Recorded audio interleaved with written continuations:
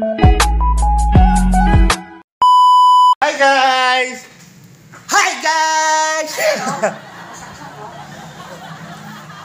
Ipagluluto natin ang asawa ko kasi masama ang kanya pakiramdam at saka ako ay day off ngayon sa pamamasada. Kaya ako ngayon ang magluluto sa asawa ko. Tara guys, samahan niyo ako sa luluto kong bahalalagang. Ayan ang ating mga recipe. Bawang sibuyas and hipon and squid ball and katanghon. Kaya guys, tara, let's move! Nasaan dito ang sandok. Lagyan natin ang mantika. Siyempre, mainit na siya guys. At siyempre, anong ginagamit din eh?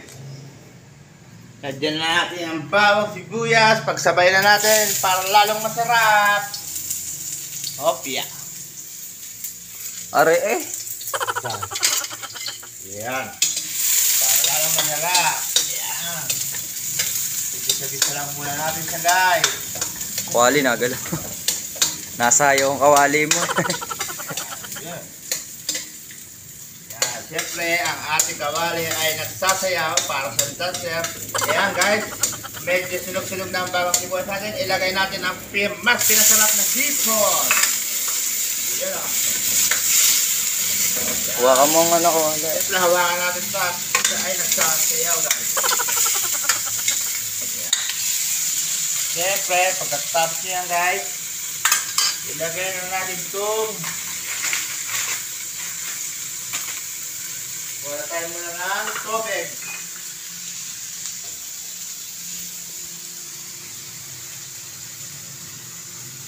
Yan, lagyan natin ng tubig. Yan, bango. Yan, party muna siya guys. Siyempre, ilalagay natin itong katanghon.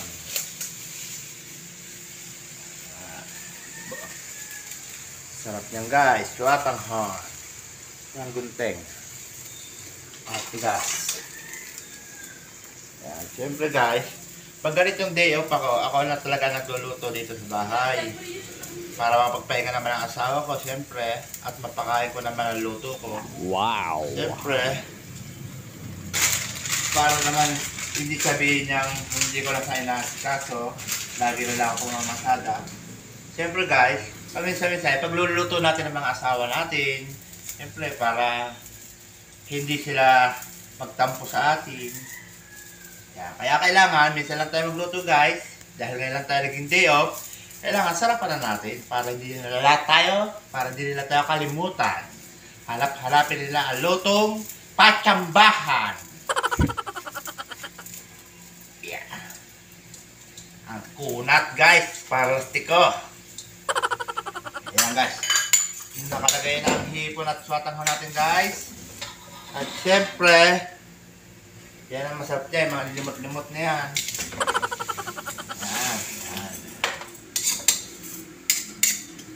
Syempre guys, another tubig ulit tayo.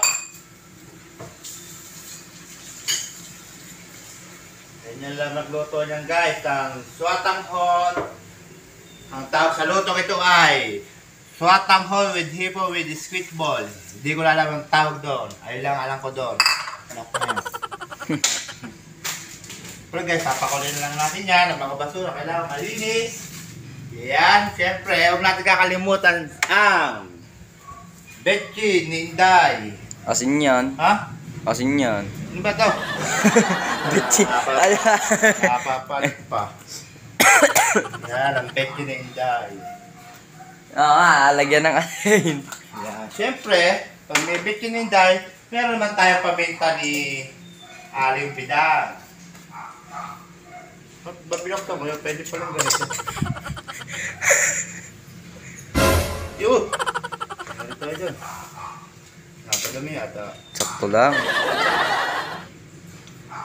At syempre, pag kami paminta ni Inday, meron naman tayong Betty ni Pablo. Ah?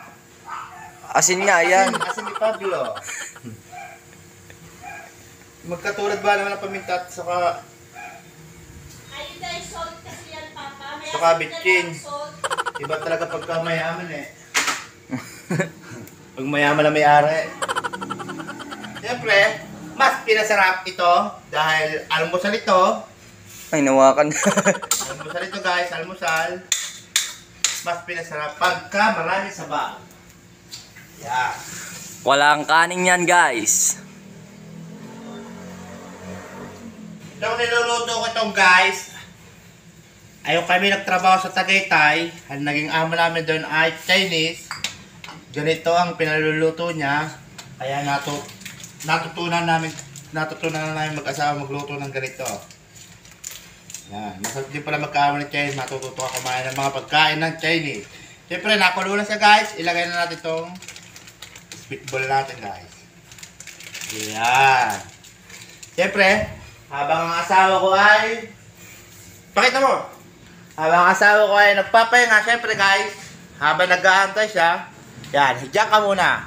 Maya-maya, maamin mo na ang tunay na sarap. Yan. So guys, hidyan guys. Picture mo na dito, picture.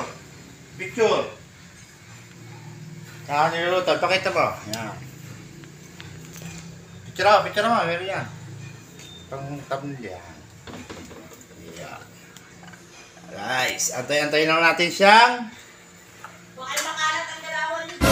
Wala kang makikita dito, lumabas na din yan, Inday. Wala kang makikita sa galawan din, Inday. Yan. Wala sa vlog, dahil dyan mga TikTok. Yan, siyempre guys. Papakuloy lang natin yan. Ugasan muna natin itong mga pinagamitan natin guys. Siyempre, pagkaugas siyempre, taog na natin yan para walang kalat, para walang bunganga ang aking asawa. Para pag siya ay lumabas din eh, wala siyang kabunga-bunganga. Yan. Yan guys, so, kailangan natin lilisin yan. Maigay para walang bunganga ang aking asawa. Yan. Dito tayo guys sa akin niluluto. At baka maluto na bigla po siguro. Papakuloy lang natin yan guys hanggang maluto ang sweet ball. Ang hipo naman ay luto na kasi kulay orange na siya o pink ba yan. Pansit luto na rin yan o. Inaantay na natin yung sweet ball para tayo makakain na. Pero para mas masarap, dagdagan pa natin ang sabaw. Masarap humigop ng sabaw. Masarap humigop ng sabaw pag umaga. Para marami tayong makain at marami makain ang asawa ko. Siyempre, kailangan sarapan. Pag mahaba na, yun muna pati. Nagsikat mo na. Guys, ayan guys, kumukulo na siya guys. Yan. Kulong-kulo na siya guys. Luto na lahat sigurado yan. Yan o. Lutong-luto na ang hipon. Siyempre, at sa mga sweet ball pansit. Pwede na natin siyang patayin. Tikman muna natin yan guys. Na konti. Mainit. Sarap. Okay na guys. Yan. Patayin na natin ito. Siyempre. At siyempre, iserve na natin sa Ba't parang hindi yata pantay ang laki ng ating mga mangkok, bade? asawa ko. Yan. Yan. Siyempre, mainit. Yan. Sarap. Yan. Ang sarap. Yan. Yan guys. Yan. Yan. Yan dyan. Siyempre, nandoon natin sila. Yan. Yan. Yan. Yan. Ang sarap nito guys. Lutuin nyo rin to guys. Ang sarap nito. Ito yung niluluto ng boss namin Inche. Tinuruan kami. Kaya natuto kami ng ganito. Pag natikman nyo ang sarap. Ayan. Tara guys! Kain na tayo guys! Ayan. Tara na! Ayan na! Ayan na! Recipe ko! Tikman mo! O tara! Okay guys, hanapan natin dyan. Mag-like, share, and subscribe! Boom!